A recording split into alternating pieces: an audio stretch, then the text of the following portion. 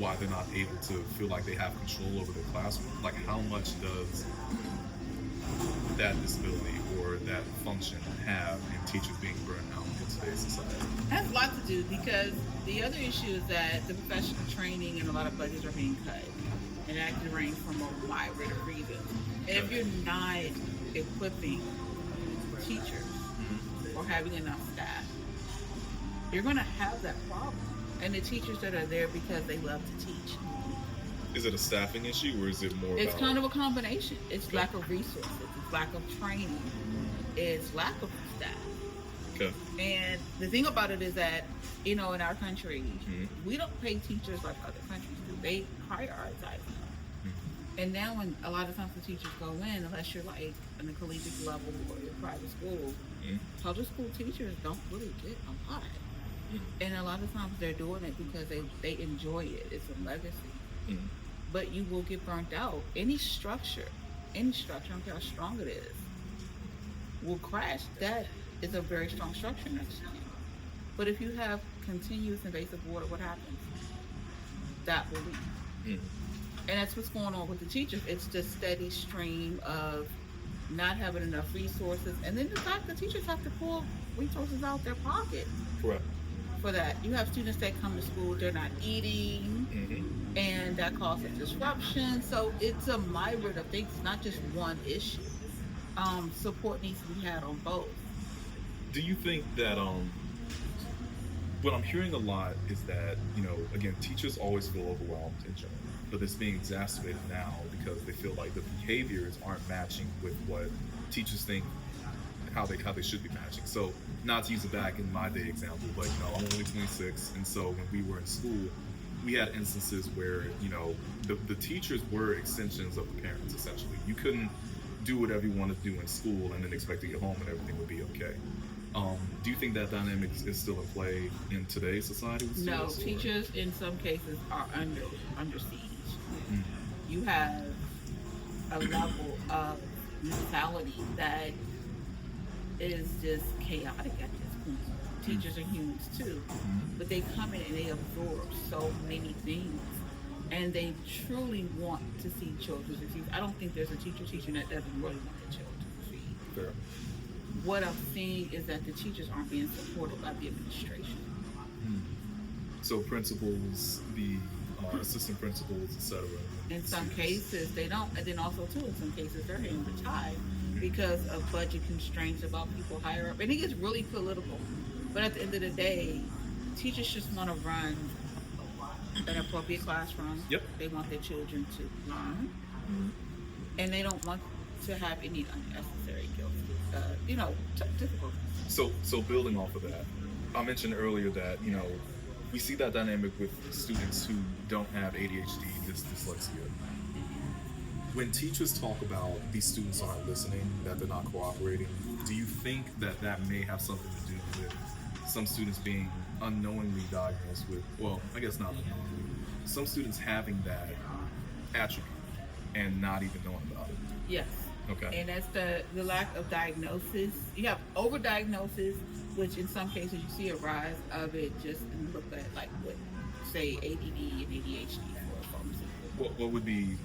Some cases, and like it could just be one small thing, or it could just be a developmental milestone that the child has to go through, or whatever else, in reference to attention. And then you have neurodivergency, like myself, being dyslexic, where it doesn't go away. And depending on when that child introduced, like what school system and what teacher is paying attention. And then you also have social passing that has happened. That they just pass this child along, not knowing that you're not helping that student. So you get to a teacher or a situation that is not going to do that. And you're like, oh, what's wrong with them? Well, they're not acting appropriate. They're disconnecting because they don't understand what's in class. So the overdiagnosing is something I'm curious about. What does that look like? Is it, because I think most people in the audience, they wouldn't know what that looks like. So are students that aren't really dyslexic being diagnosed with that, or students that don't really have ADHD just off the cuff just saying, okay, they have ADHD? In some cases they're having it, they're not really digging into what is it. And in some cases it could be, and I'm not saying it is, but it could be a situation where It's just a run of all the pharmaceutical situation.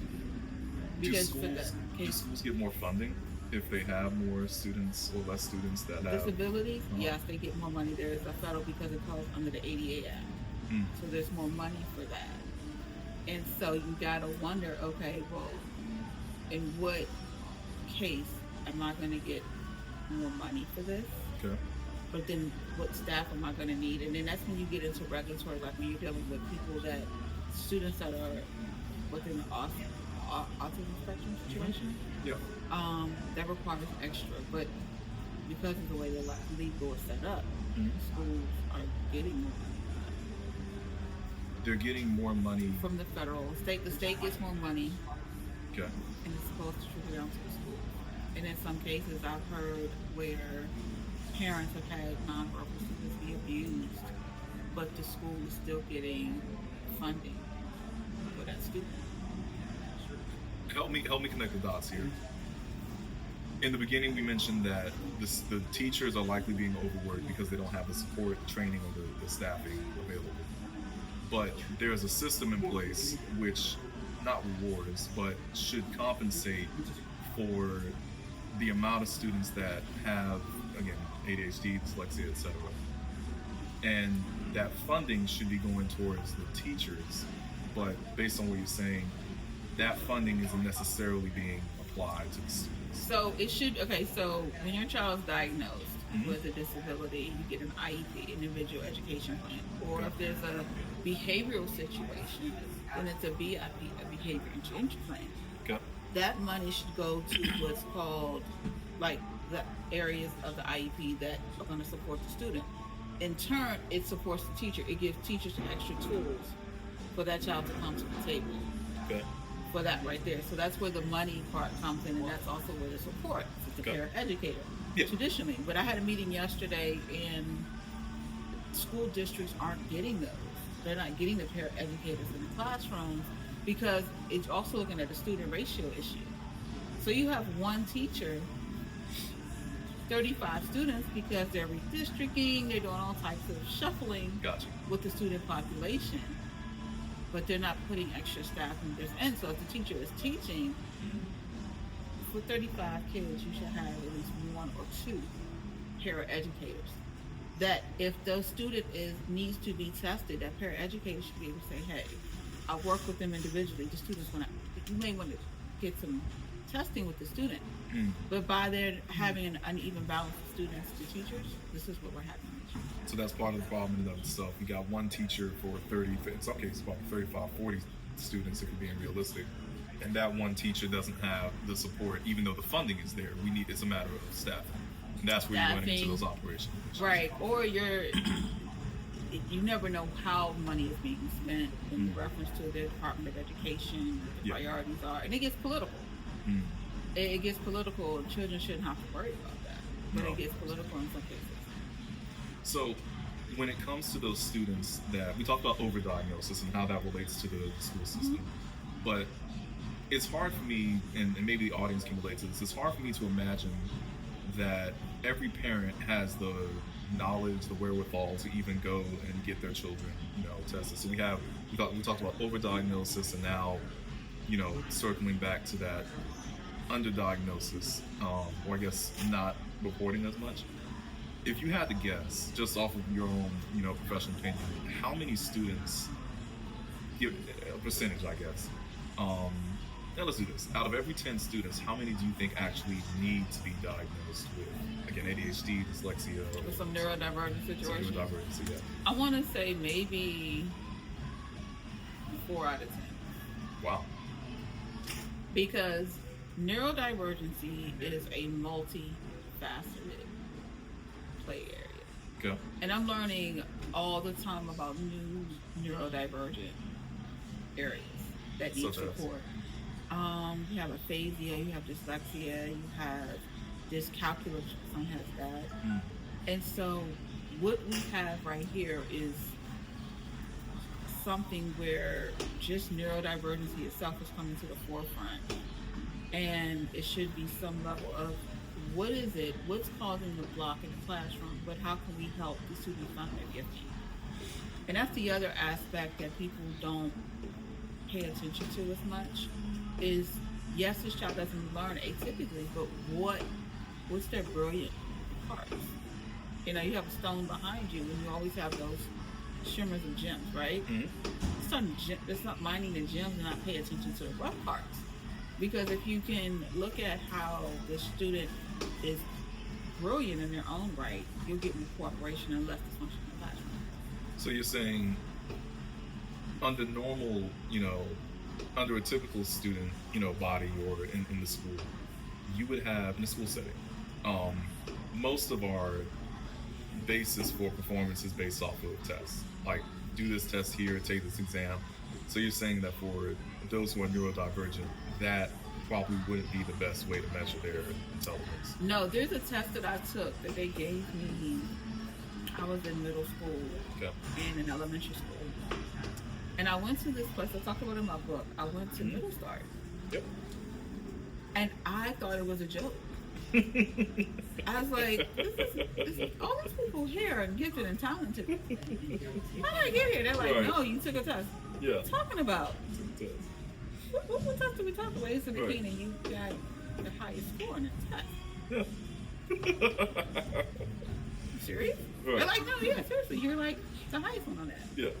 And they tested the other side of my brain Okay. and found out that it's a whole world. And then they took it, then I took it again in middle school Okay.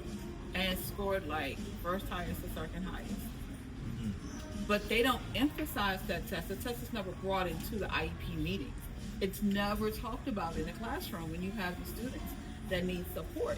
If you dig into those numbers on those tests, you will find the brilliance in that student. So that test that's being taken isn't a part of that funding aspect we mentioned earlier? It's just No, separate? I took it in, and it could be school district, but Montgomery County has something called twice exception. Okay. Whereas, yes, you have a disability, but you also have the skill. And they combine those two together, and that is what needs to happen. But they don't bring that in. They don't ever bring that in, because when you have a test in a bell curve of 15 points or more, it's off, and you say the student has a disability. Yeah. That other test needs to be brought in and say, hold up, they're missing there's a disconnection here, but let's see what else the child can do, the student can do, because that student has to have a level of empowerment. It's a structure of who they are. You can't just say the house is dilapidated and not realize the house has this structure. It's just a study. It's causing the, discord. And I think that's one of the things that we have to do, but no one pays attention to it. So what happens is that you have people that grow into adults and they find that the life is bleak because they no one ever told them what they carried, and they spend their whole life hiding. Because I did it. You're hiding all the things that make you stand out or what you think is dysfunctional. And those brilliant lights come in when you have no other choice. Walk me, because you mentioned your son was also neurodivergent. Walk me through, from a parenting perspective, because we talk, children, some overdiagnosed, some not diagnosed as much. Parents play a huge role in their children's life in any aspect, from just basic education, making sure your kid can read, which is, we'll talk about it in a different podcast, but in a different episode. The literacy rate in the U.S. and the problems with that. Math is basically falling off the cliff side. But, in terms of the role that parents play when having a neurodivergent child, talk us through your experience with your son. How did you actually, first and foremost, how did you address your school and your son in terms of understanding his gifts when that time came for him to understand that you are gifted in other ways that people aren't? I actually walked into it with it being the student that had been in that place, and I had to stand on my own. I knew what he did. I watched him very closely. Okay. And I knew that he can figure things out. And I knew what I put inside of him. And I knew what I did as he was a baby and he got older in conversations, because I did my research, because his issue came from a pregnancy issue that I had. So going in, I knew I was going to have to fight, but I knew, and I had a vision of where I saw him at your age. And I was like, no, you're going to get figured this out. I'm going to train your mind to figure these things out. What did that training look like? Was it reading every day? It was reading Math every problems? day. It was reading every day. It was allowing him to be tactile. It was sitting him in front of, going to museums here in DC. It was talking to him. It was putting him in environments where no one looked like him. Okay. And challenging his thinking, challenging his thought, exposing him to everything as possible. My goal was to make sure he could survive in this world and know how to get his stuff together. Because if not, then I have done him a disservice. And I also didn't say, hey, figure it out. Even as a child, he's a baby, he's one. I took everything away that would cause him harm, and I was like, okay, figure it out, and I'll walk away. You know how to do that. Yeah.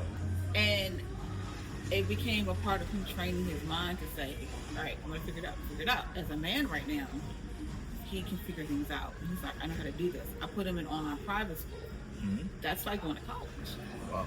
You don't have a choice. You're not spoon-fed. No one's going to tell you to do your assignment 500 times. What you will get is, your assignment is due this day. Figure out how they're going to get it done. Right.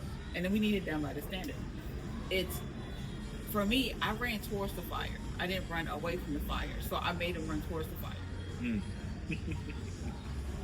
And from that, now that took time. So it was a gradual process. It was each stage. Like, what do you need to do? Okay, do this.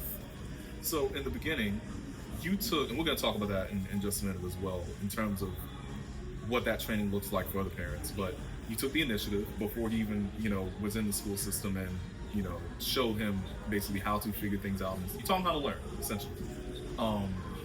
However, when he got to school, because children are still young and we have to, often have to figure things out. When he got into the school environment, what did that transition look like from him? And then I didn't mean to interrupt you earlier. Talk about what you did in your school, in his school, to make sure that they understood that this is the standard that will be set for him. It was a fight. So he went to Catholic school in Silver Spring. Okay.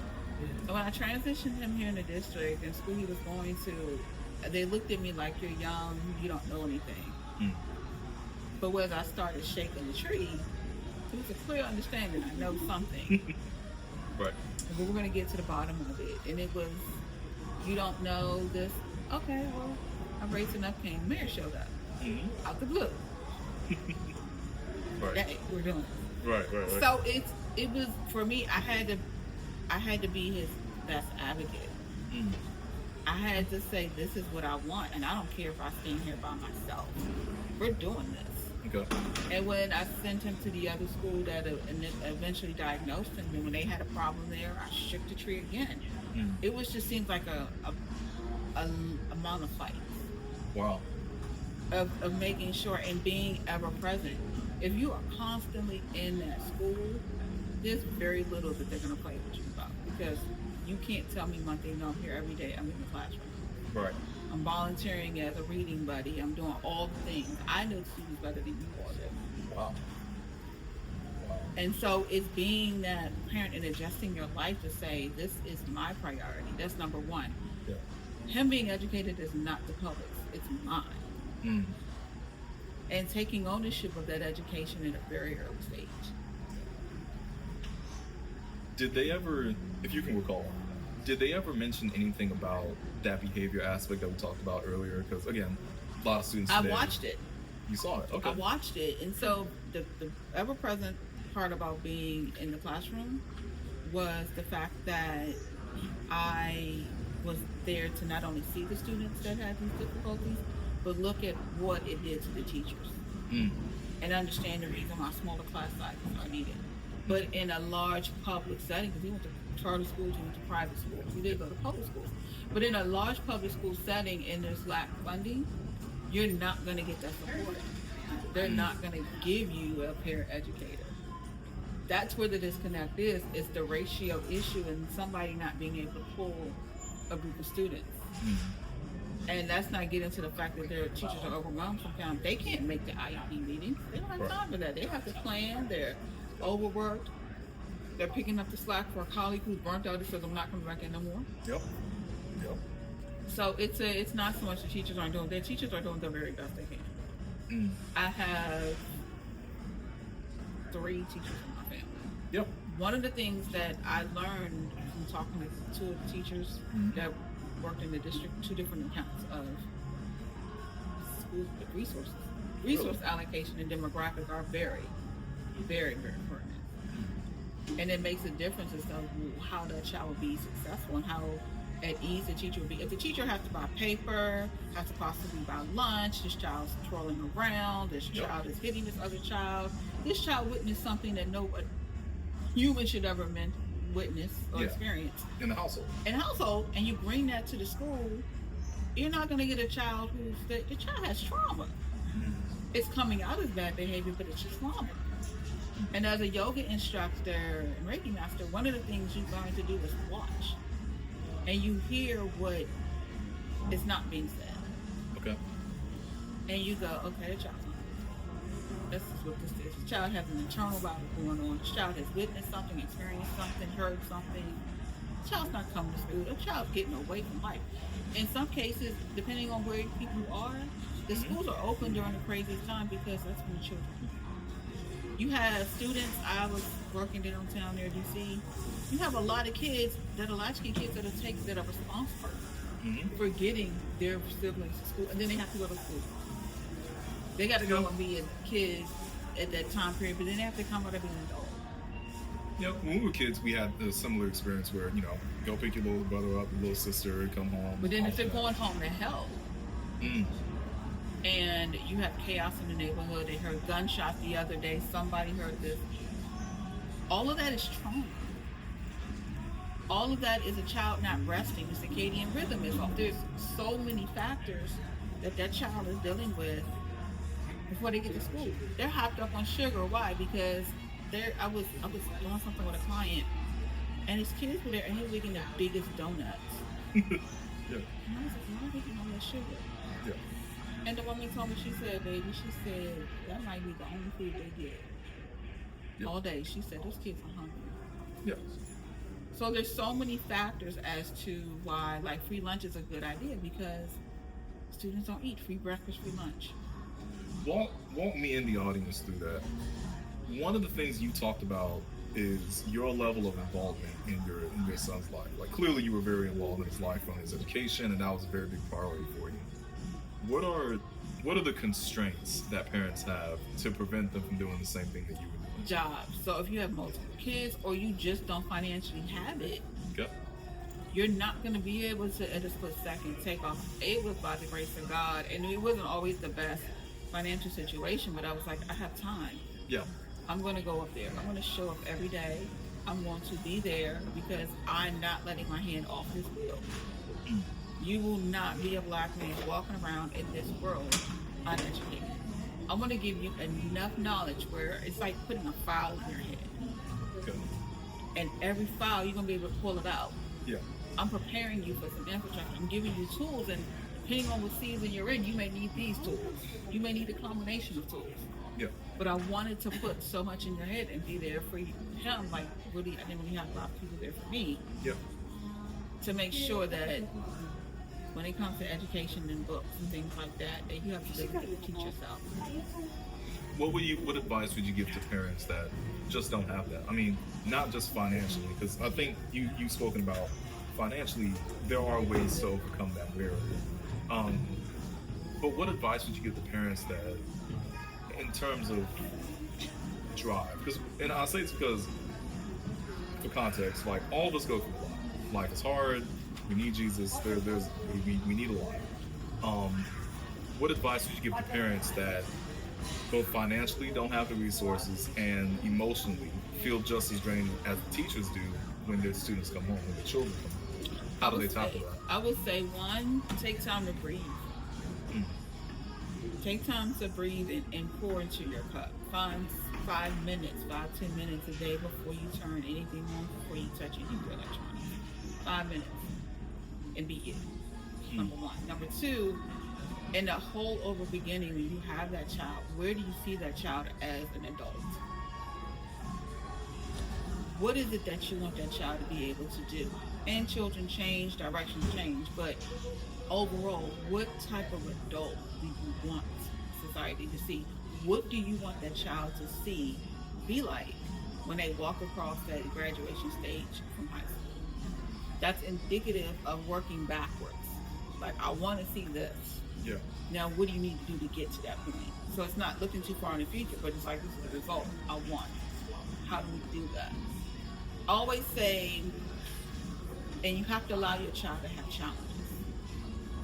And I would always say, I took martial arts when I was younger, and my teacher would say, man can't breathe, you can't stand. Mm.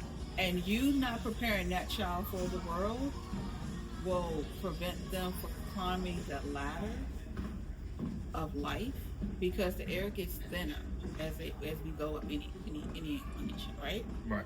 So if I'm not preparing you to climb as you are growing up, Mm-hmm. then as you get to the top of that ladder, society will still need to put you on a respirator. Why? Because I didn't do my job. Gotcha. And you're not able to function as an independent person. My last question is for the teachers.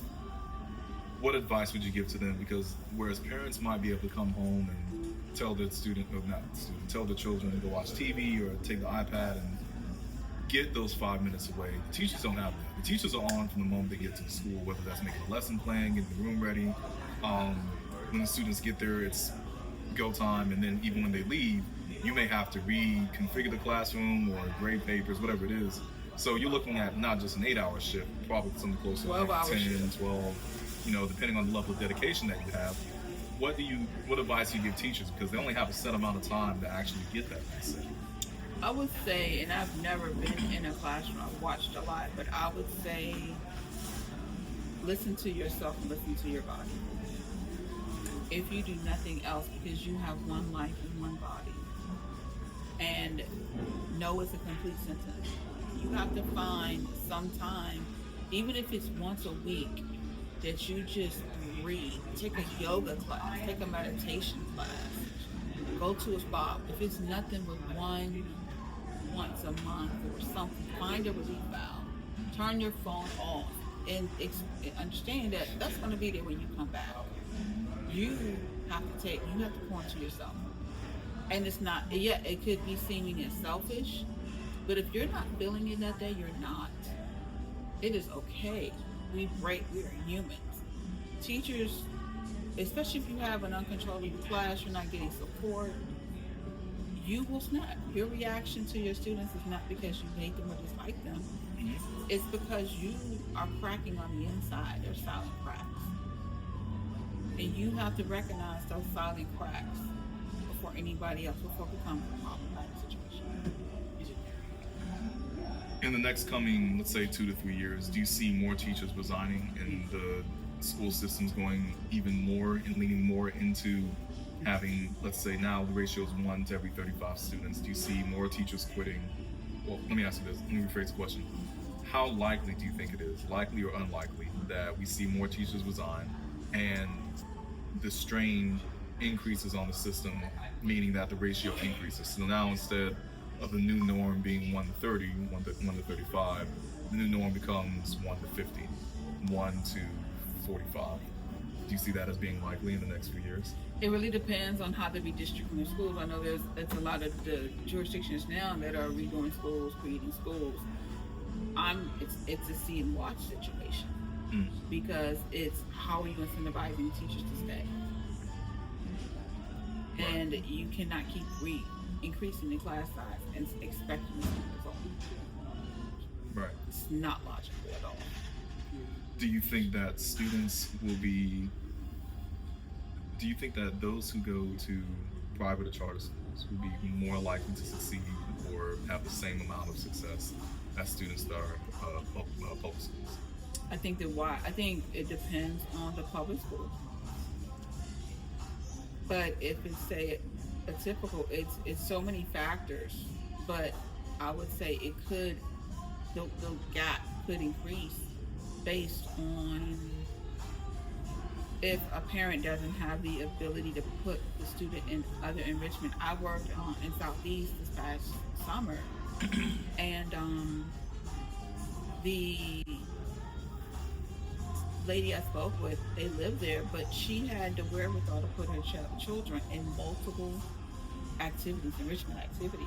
Okay. So it's not so much the area, it's kind of up to the support the parent has to say, yeah, we go to this school. However, I found 4 or 5 different enrichment programs that I can afford. There's scholarships that you can have the advantage of. But if you're looking at just the student whose parent who doesn't have those resources and they go to a school that doesn't have the resources, and then you look at a private or a charter school that has full of resources, yeah, you're going to have a very widening gap. What are your thoughts on homeschooling, both for neurodivergent children and for those who are not neurodivergent? I did it with my son. And I would say I would do it again. I actually suggested one of my friends whose son is neurodivergent. She said it was the best investment she's ever had. Really?